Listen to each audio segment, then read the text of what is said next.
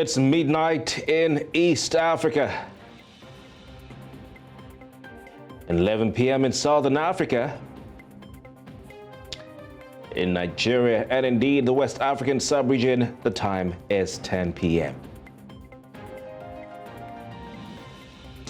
Let's check out the top stories tonight.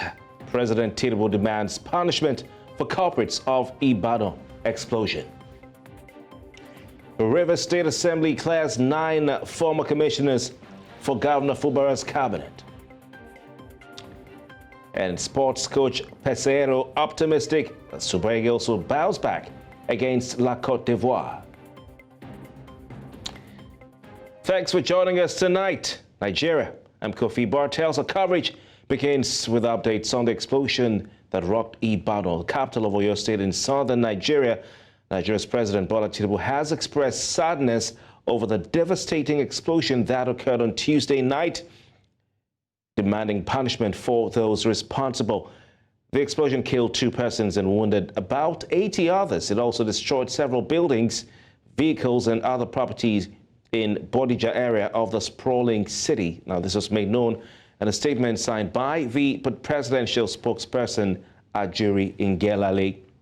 The Nigerian president commiserated with the government and the people of Oyo State and is calling on all concerned agencies of government to unravel the circumstances that led to the tragedy. He is also directing the National Emergency Management Agency to work with the Oyo State government to offer immediate and comprehensive relief to the victims. In the meantime, the Federal Executive Council has set up a committee to review the laws guiding the control of explosives in the country to determine whether they violate or were violated by illegal miners whose activities led to Tuesday's deadly explosion in Ibadan. Minister of Defense Mohammed Abubakar disclosed this while addressing journalists after the first FEC meeting of 2024 presided over by the President Bola Tinubu. According to him, the council expressed worry about the incident and noted that there's a need to avert a future occurrence.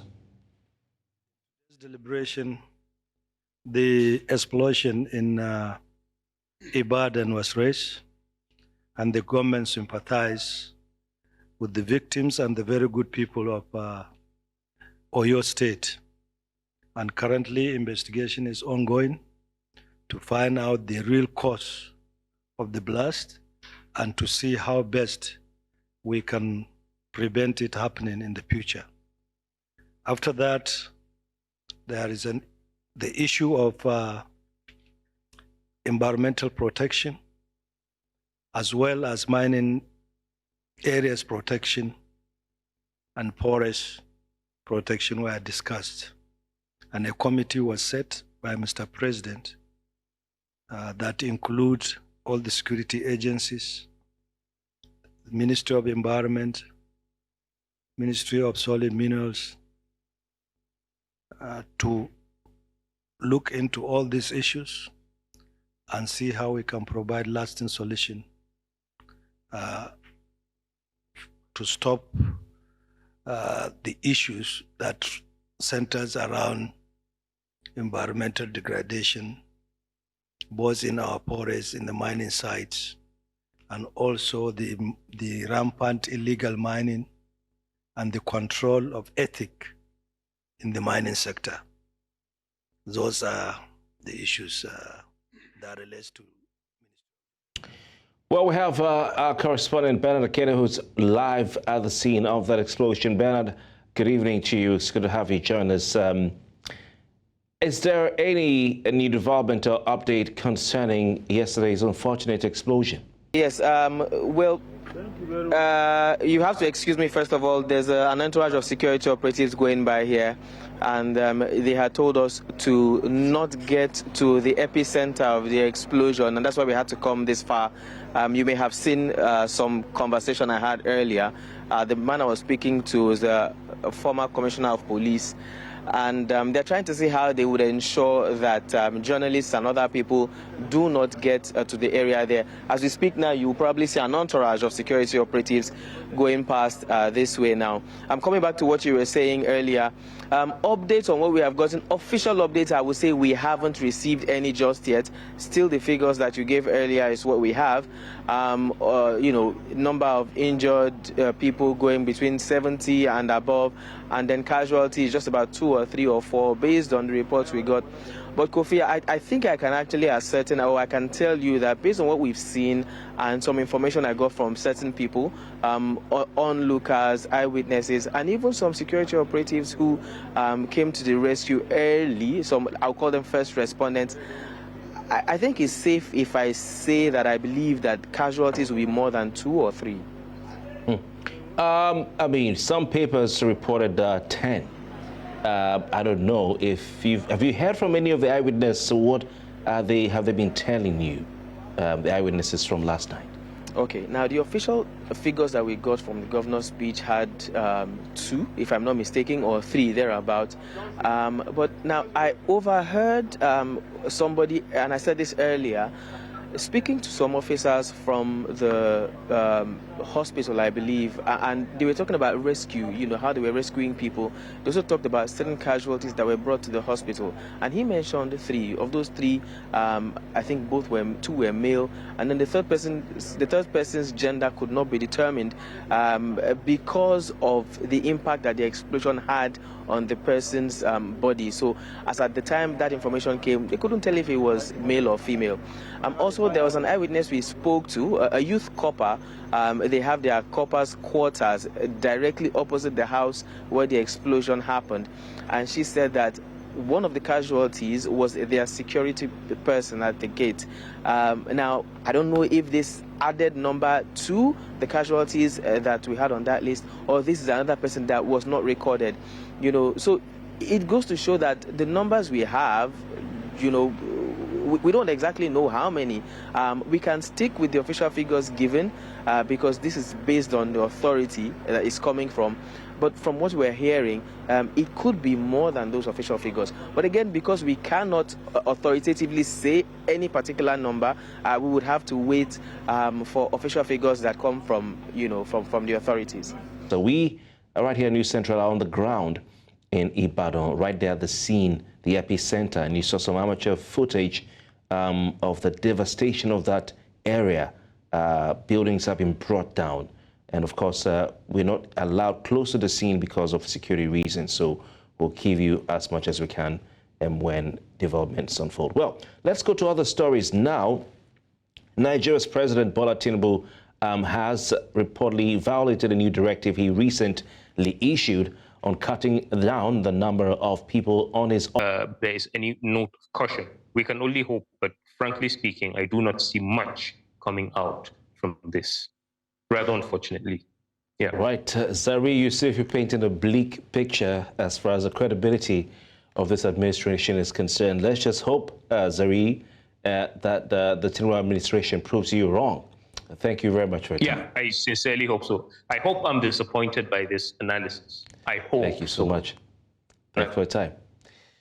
All right, you couldn't have it any better, in terms of the stories and the script we see playing out in the polity. We have more stories ahead for you, and coming up, River State Assembly declares 9 ex-commissioners for Governor Fubara's cabinet. We have details of that and other stories after the break. Please stay with us.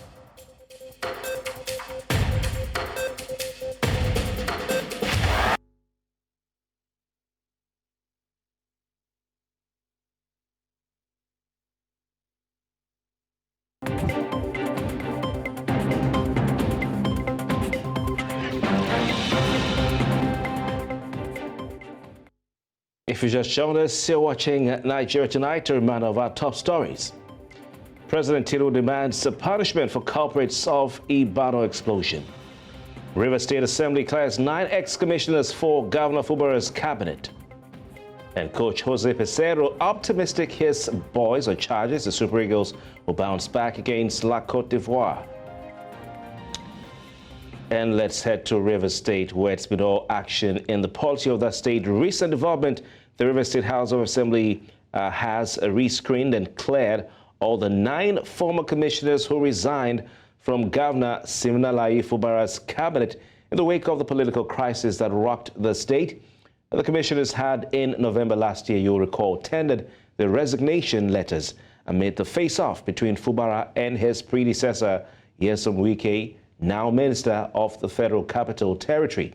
However, Fubara, a few days ago, resubmitted the names of the 9 nominees to the House of Assembly for clearance. During plenary on Wednesday, the former commissioners were not subjected to any question as they were asked to take a bow and leave. 1. Zacchaeus Adango, SCN, DSSRS. 2. Dr. Jacobson Mbina, DSSRS. 3. Dr. Gifts Wallo. 4. Mrs. Inime Chinwenwo Aguma, DSSRS. 5. Engineer Chukwemeka Woke, FNSC, DSSRS. Professor Prince Chinedu Mom, JP, DSSRS. 7. Dr. George Kelly D. Alabo, FNIQS, DSSRS. 8. Honorable Isaac Kamalu, DSSRS. And lastly, the 9th name is Engineer Austin Ben Shoma, DSSRS. Thank you for the kind consideration of my request by the House, and please accept, Mr. Speaker, the assurance of my highest regards. Sir Simlaye Fubara, GSSRS.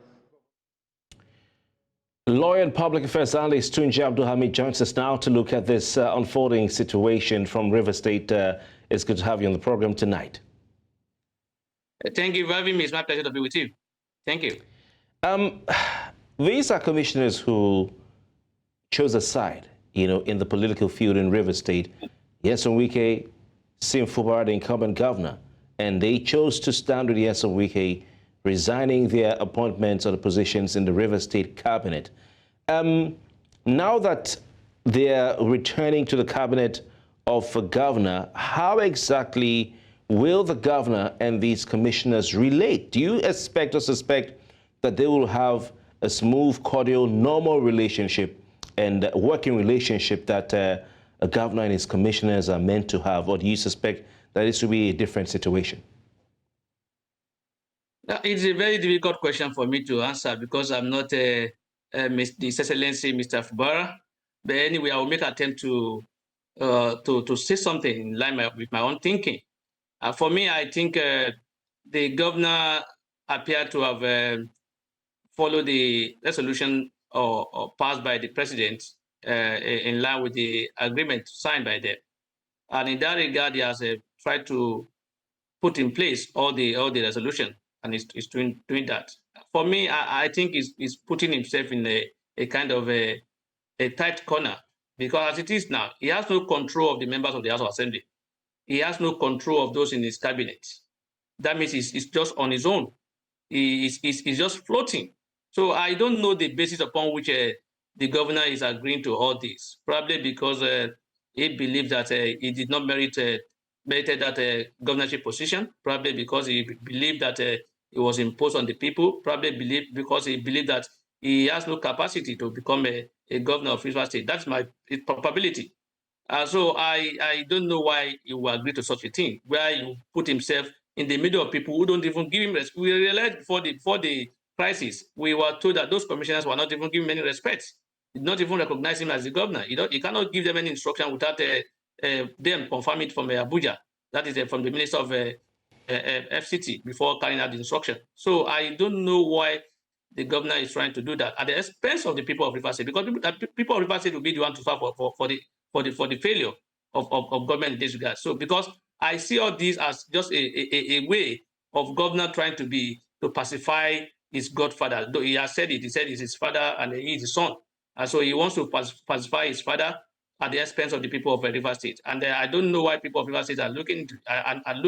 They're not saying anything any longer. Since the governor said, I'm okay with it, I'm following it, and they all kept quiet. They were not saying anything again.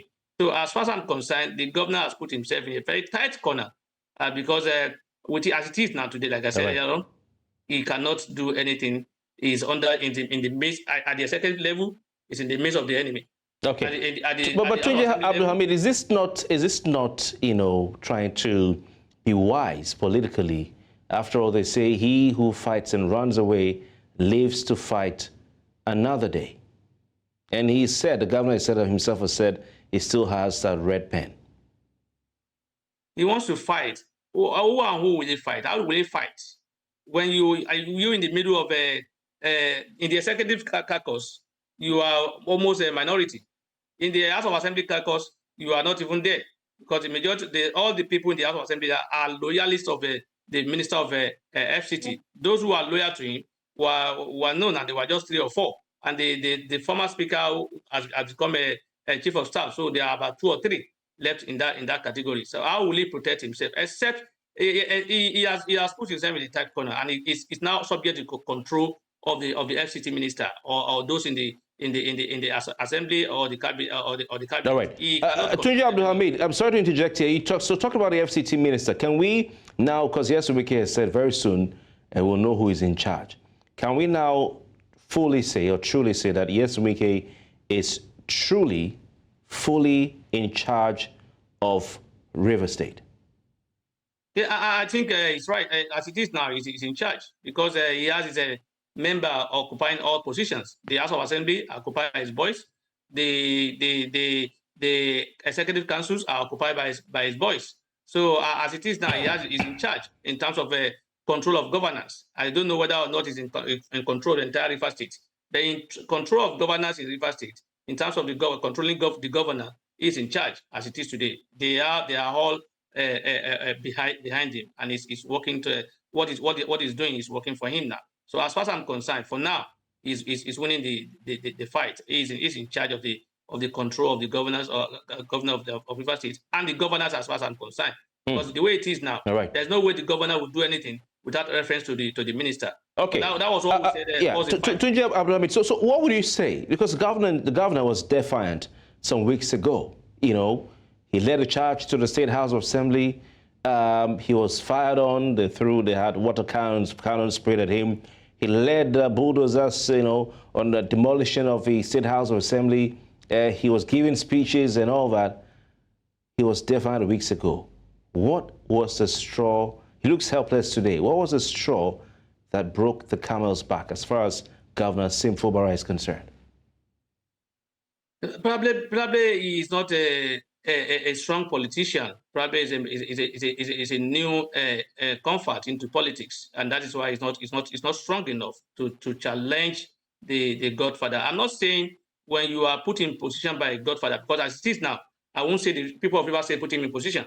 Without Mr. Wike and the Minister of FCT, probably will not even win the primary. So it was the help of Mr. Wike that brought him there. So he's trying to satisfy to show appreciation for what he has done to him, but at the expense of the Rivers people. And unfortunately, again, the Rivers State has made to incur loss. The House of Assembly has been destroyed because of this small fight. And at the end of the day, you have come back to align with the same person. So as far as I'm concerned, the governor is not showing any strong position in terms of this fight. He may have his game plan, but the way it is now, the way things are structured, the game plan may not work, because it's not having. You can't be on a pitch 1, 2 person or 3 person against 11 other players from other side. There's no way you win. So it's going to be difficult for him to do anything the way. Yeah. So Tunji Abdulhameed, and having said that, you talked about the River State, the people of River State. What does the future hold for governance in River State and for the people of River State? It depends on what Mr. Wike wants. Mr. Wike is now in charge, and in time is what will be the governance here. He said he has structure and he doesn't want anybody to destroy it. So as far as he's concerned, he's the owner of the state, and he controls the state. And now that he has gotten the governor to his side, he's now in charge back in the state. So unfortunately, like I said, to answer your question directly, governors will stay behind in River State the way it is now. Except Governor Wike wants this to happen, that's when it will happen. If even the governor has his own plan, it may not happen if Governor Wike is not interested in it, because Governor Wike will see the governor as a threat if the governor continues to do what the people wanted, and at the end of the day, the governor become more popular. He will feel threatened, and therefore he may not even allow the governor to do the right thing, and then the governor will continue to be his boy, so that he'll be able to continue and to control him.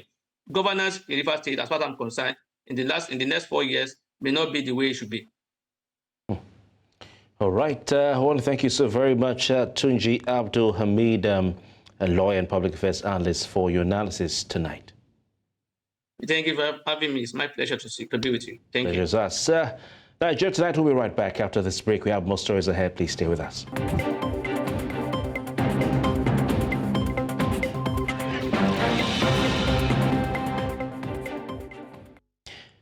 Welcome back. The All Progressives Congress, the Labour Party and the People's Democratic Party in Plateau State, North Central Nigeria, are on the battlefield again for the Plateau North Senatorial rerun election. New Central's Chizoba Niowe completes this report. Chris Giwa of the APC, Gyangzi of the Labour Party, and Simon Wadkong of the PDP had contested the Plateau North Senatorial election last year, which was nullified by the Court of Appeal in Abuja.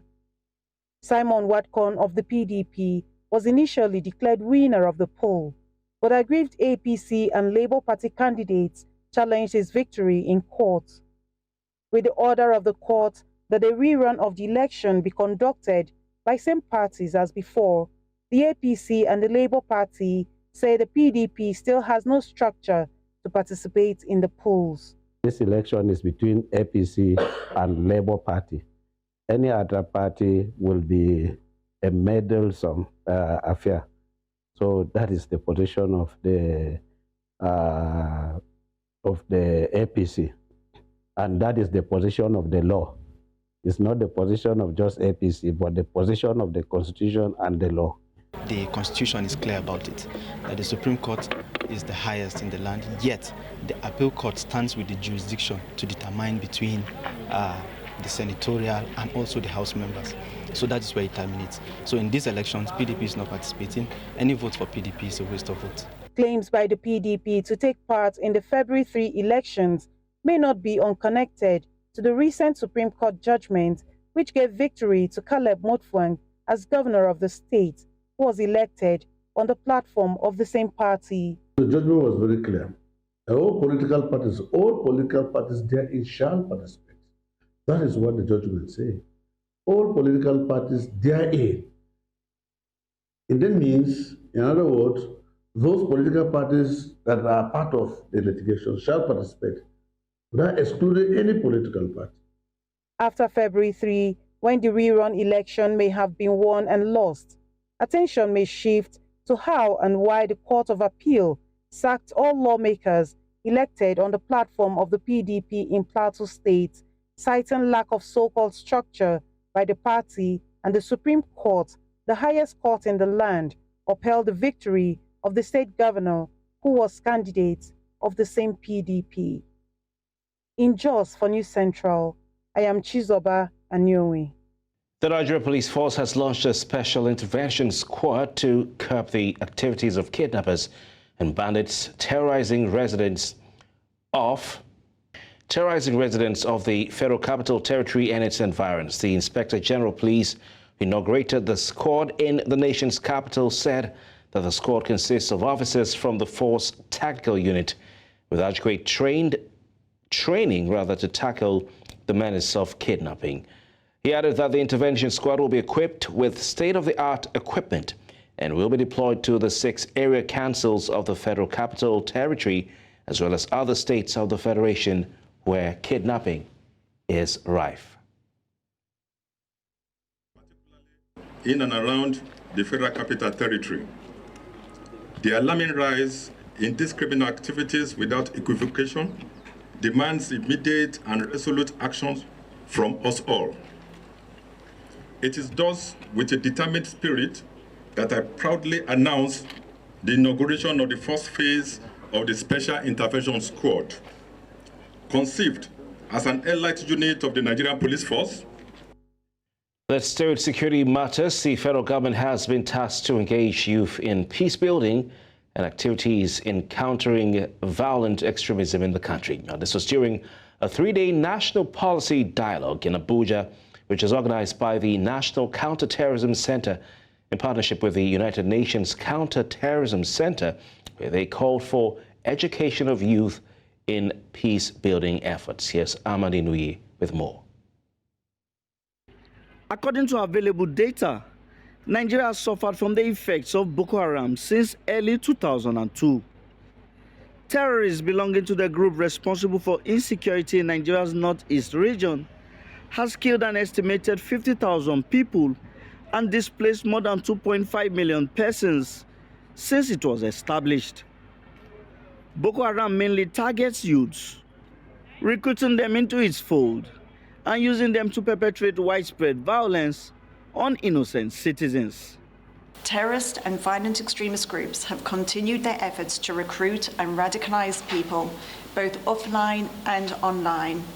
This includes through the use of social media, messaging and gaming platforms to target vulnerable young people who are spending significant amounts of time online. The youth are the fulcrum in every society, just as they are the future of a nation. We are the future of this nation. In a bid to curb this trend, Nigeria's Counterterrorism Center, in partnership with the United Nations Office of Counterterrorism, initiated a youth engagement and empowerment program aimed at ensuring youth inclusion in their efforts to counter terrorism and extremism in the country. As participants of the program held a 3-day national policy dialogue in Abuja, they said there is a need to educate youths on measures and strategies needed to counter violent extremism. We, the youth, must be empowered economically and educationally. Why? Because education, for instance, is a critical to any role young people might play in violent extremism because they need to understand what is happening. Some of the participants highlight benefits of the program. The knowledge and experience we gain through this program will be used into peer engagement and also in helping towards building our community resilience and encourage more youth to share more opinion and perspective in matters that relate to PCV efforts in Nigeria and at their various communities also. Youth have been seen as or have been stereotyped as the perpetrators of violence, but that's why we are here. There is so much more we can do. Youth have the largest social demography, and so there is a lot we can do to change the narrative, and that's why we are here. So the YEEP program is like a unique opportunity for youth to research, engage, and provide recommendations, realistic ones, to decision makers and policy makers. So I'm hoping that at the end of this program, those recommendations will be implemented. Participants say education serves as the first line of defense in countering violent extremism in the country. They urge government to mainstream youths in the decision-making and peace-building processes at all levels and ensure they participate in peace-building activities. In Abuja for News Central, I am Amadine Uyi. It's now time to join our sports desk as we take the latest from the world of sport.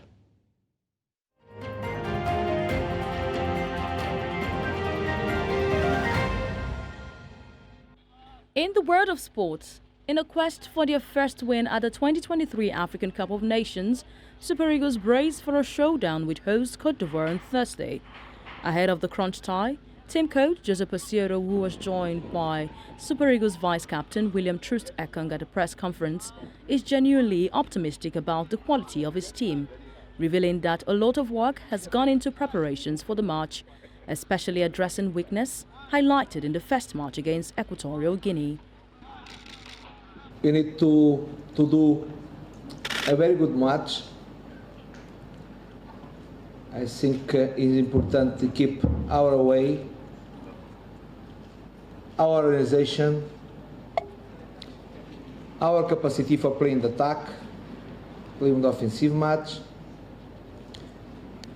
play well, defend well, compact team.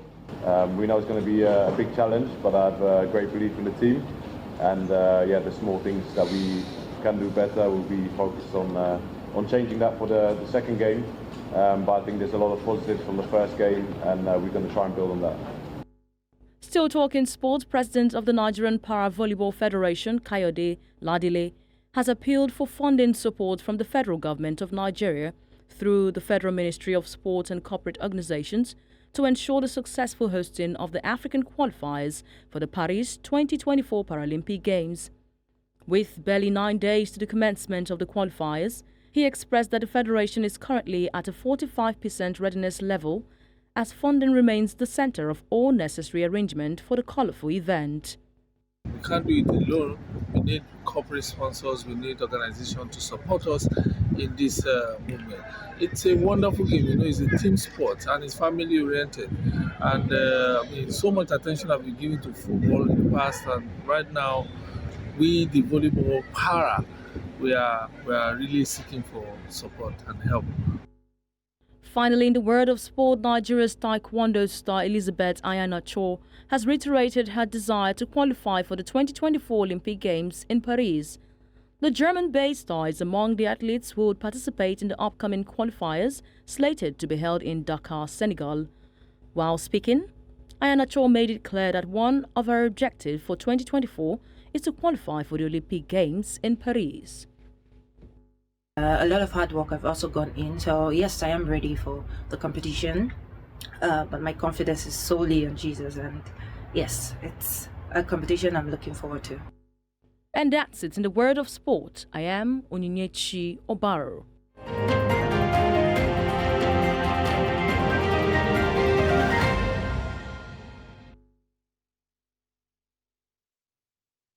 Well, staying with sports, of course, we can't leave out a live update from La Côte d'Ivoire, where the ongoing AFCON 2023 is on. And, of course, the French call it CAN 2023. Favor Toa joins us live. Favor, good evening to you. I hope your French is getting better, because last time I spoke with you, you said merci. So I don't know if your French is getting better, but good evening to you. Favor, we told the Eagles manager, Jose Peseiro, and the vice captain, William Trustekoga, were in attendance at the pre-match press conference that was held ahead of their next match against La Côte d'Ivoire. It's going to be a big one, a West African derby, the host nation versus former champions. What did they have to say ahead of this potentially make or mar tie against Les Elephants of La Côte d'Ivoire? Thank you very much. Bonsoir to you, Kofi Bartels. Oh, there you go. There you go. There you go. For the Super Eagles of Nigeria, yes, of course, Joseph Peseiro and Truce Ekon came out for the pre-match press conference. They actually talked about, what to expect in tomorrow's game. They said they were going to give their very best, and then at the end of the day, they had to put the word hope to get a win. I don't forget, for the camp of the Super Eagles of Nigeria, they have in compliment all of their players except one, which is, of course, Alhassan Yusuf, who played the first game. And for Nigeria, they know the importance of the game. In fact, they will be playing against the fans because, of course, in Côte d'Ivoire would have the fans come in mass. And the importance of this game is the fact that journalists from different parts of Côte d'Ivoire, from Boaké from San Pedro to Yamoussoukro, they are all arriving at Abidjan for this big one. It seems this is going to be the biggest amongst the fixtures we would have, except for the quarterfinals, round of 16 and finals. I think the Nigerian side have really prepared. I saw them in training this evening. The boys look optimistic. They perfected their tactics, and you could see that they know that they have to give out something to Nigerians. And of course, the support from the federal government. So far, so good. We hear, of course, that dignitaries have started arriving from the NFF and as the Nigerian Football Federation to also throw in their support and their weight. Hopefully, maybe the Minister of Sports will touch by tomorrow. That's how big this game is. And it's going to be in the evening. So there will not be excuse of the weather. The weather might drop a bit to maybe 28 degrees Celsius from the usual 34 or 35 degrees Celsius. But we'll wait to see what happens. But trust me, it's going to be almost like a repeat of what happened in 2013 when Nigeria took on Ivory Coast. But it wasn't in their country. It was in South Africa. But a new generation, except for the fact that Ahmed Musa was in that squad, Kenneth Omero was also in that squad. So wait to see what happens tomorrow. But it's a must-win for Nigeria. If not, we'll go back to our calculators. All right. Are there any updates regarding Hassan Yusuf's injury as well as that of Iheanacho? For Hassan Yusuf, before now, the last training before today, he trained by himself. He just did a walkout, like he just walked around the field, stretched his legs. But he might have a game before the end of the tournament. According to what we hear, it was a muscle cramp. So it's not something that should take him out for 4 weeks or over a month. So he should be fit maybe for the last game or maybe if Nigeria qualified for the round of 16. But Iheanacho is fully fit. I mean, he went into physical duel. He was able to get the balls. He was able to, he didn't show like someone who is battling with injury. He trained fully with the team today, and even the last time they trained. So I think he's going to be fit enough to play tomorrow. We'll wait to find out if Joseph Peseiro would want to start him. Don't forget, in the absence of Victor Boniface, Iheanacho seems to be someone who might play behind the striker. We'll wait to find out. But of course, Terry Murphy, the man who is from Cross River State, is back into the team. He also trained with the team. He might also get a chance, on Thursday right here in the city of Abidjan. But interesting thing to let you know is that Nigerian fans in Abidjan, Nigeria form over 3 million population in Abidjan. So it's not going to be a one-way traffic. We'll also have Nigerians who will be coming out in mass to support the Super Eagles of Nigeria. It's a big derby right here in the football in West Africa. And all eyes will be on that game come Thursday. Right, seems to be the biggest match of the AFCON or CAN 2023 so far. Favorite Toa, it's good to hear from you. And then the spirit of the AFCON 2023, I'd like to say bon nuit to you. Bon nuit, mon frère. All right. There he goes again. All right, that's all tonight. Before we go, let's take another look at some of the big stories. Of course, you heard that President Tinubu has demanded punishment for the culprits of the Ibadan explosion. The River State Assembly has cleared 9 ex-commissioners for Governor Fubara's cabinet.